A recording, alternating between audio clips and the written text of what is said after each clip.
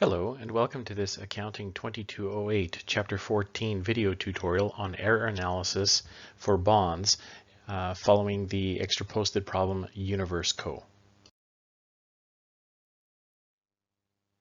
Alright, so with this Universe Company problem here, they issued a $100,000 4% 10-year bond on October 1st, 2017, price to yield 3%.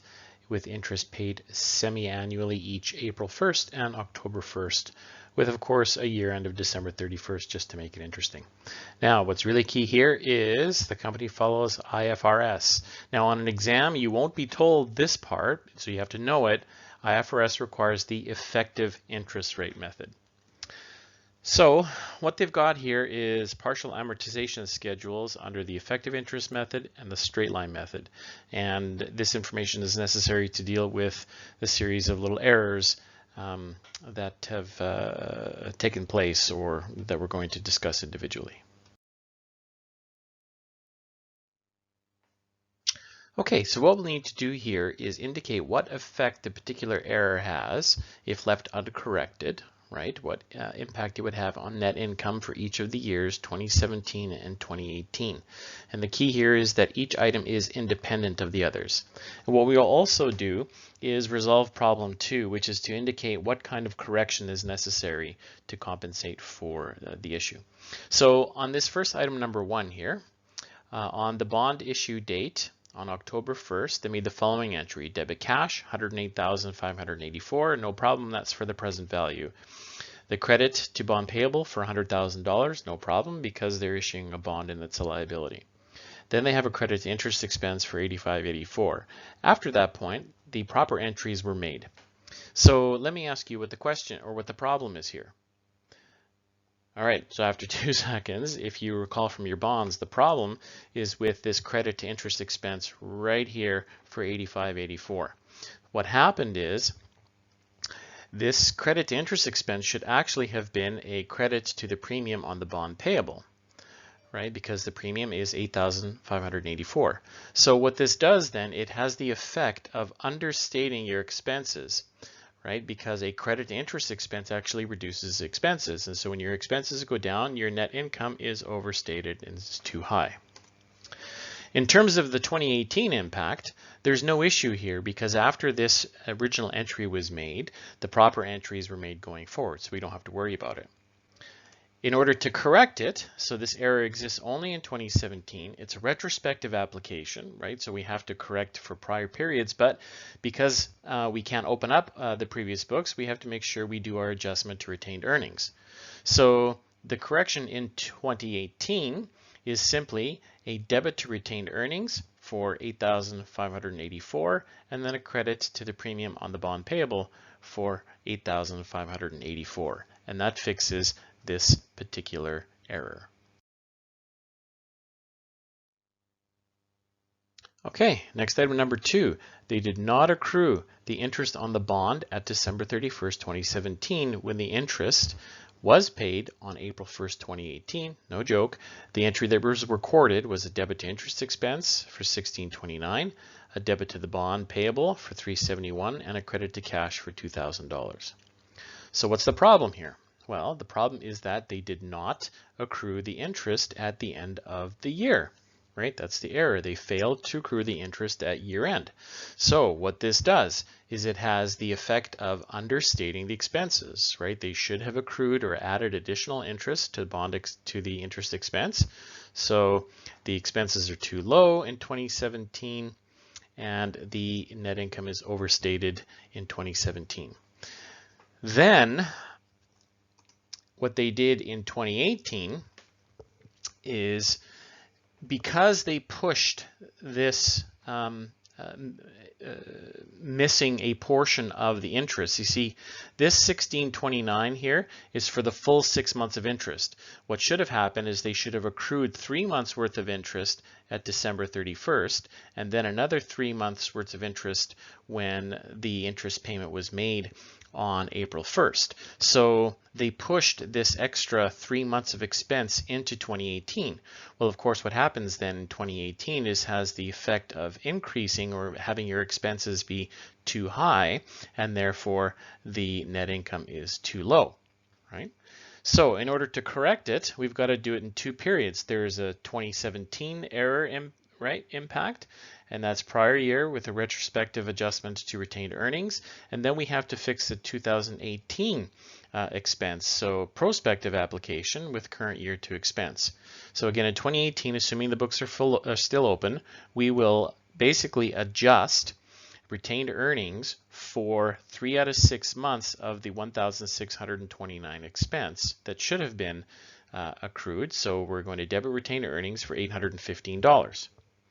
At the same time, right, usually you go for the low-hanging fruit with your journal entries. I would do the next one would be the interest payable, which would be very easy because the payment is $2,000 and or the interest payment's $2,000, and they should be accruing the payable of 3/6 of that, so $1,000 credit to interest payable, and the difference between the two is the premium on the bond payable, or $185. So that fixes the 2017. Then the second part here is the 2018 portion. Of course, in 2018, once the interest is paid, you would then debit interest payable for $1,000. They have to credit interest expense for the 3 months of interest that belonged in the previous year in 2017 that ended up in 2018, and then they can credit the premium on bond payable for $185.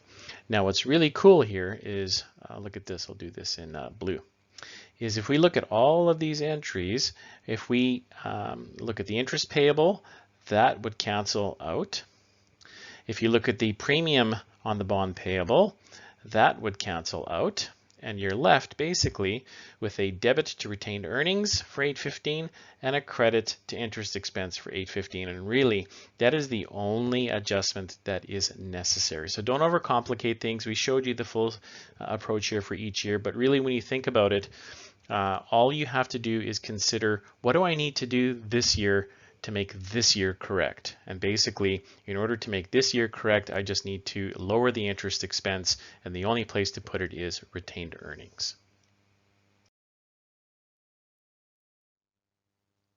Okay, item 3. The company recorded the proper entries for the accrued interest at December 31st, 2017, and the interest payment on April 1st using the straight line amortization method instead of the effective interest method.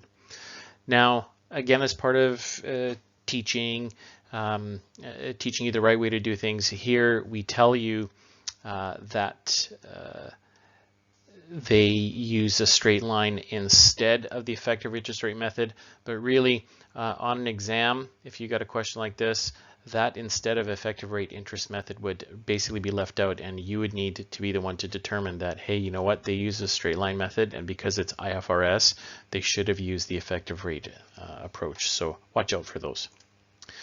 So that's basically our problem, is the company basically accrued using straight line interest instead of effective rate interest, and so what they did is they expensed $1,571 instead of $1,629 for a difference of $58. So that has the effect then basically of, right, because they should have recorded a higher amount, that the expenses in 2017 are too low, and therefore your net income in 2017 is too high. By the same token, in 2018, again, because the this interest of $1,629 is split 3 months and 3 months, so at December and then at April, right? The difference of $58 actually belongs, half of it in December and half of it in April. So basically in 2018, we have the same problem, is that the expenses are also understated and the net income is overstated by exactly the same amount. So in order to fix it, The 2017 error was retrospective with the prior year adjustment to retained earnings. The 2018 portion of the error we could say is prospective, and we need to adjust the expense. So what we need to do here is to correct for the 2017 portion, we need to debit retained earnings for $58 times 3 over 6, or 1/2, which is 29, and credit the premium on the bond. And then we need to do the same thing to correct the 2018 portion, which is a debit to interest expense for 29, and also a credit to the premium on the bond for 29. You could just have the debit to retain earnings and interest, and then one credit to the premium on the bond for 58, and that would be totally fine. Okay, moving right along. Now the next item, if you've noticed in the data file that items 4 and 5 are identical, so there's an error in the file, and the solution file actually has a different item number 4. So really what we'll do is we will omit item number 4 because it's not properly included in the data file. We won't worry about it in the solution file, so you can omit that, and we'll basically talk about item number 5. So for item number 5, on October 1st, 2018, the entry was made based on straight line amortization with a debit to interest expense of $1,571, a debit to bond payable of $429, and a credit cash of $2,000. And the company uses the effective rate interest, of course, because it's IFRS. So that's clearly what the problem is. So it makes it easy to resolve. Now that means in 2017, there's no effect, right? Because this journal entry was made on October 1st, 2018. So no effect for 2017. Of course, in 2018 then, because the interest expense for October should be $1,623 instead of $1,571 on a straight line. So the expenses are a little too low, and therefore the net income is a bit too high. No problem there. And basically to correct it is very simple: debit to interest expense for 52 and a credit to the premium on the bond payable for 52, and that takes care of item number 5. So this concludes the Chapter 14 video tutorial on error analysis for bonds. I hope you found it useful.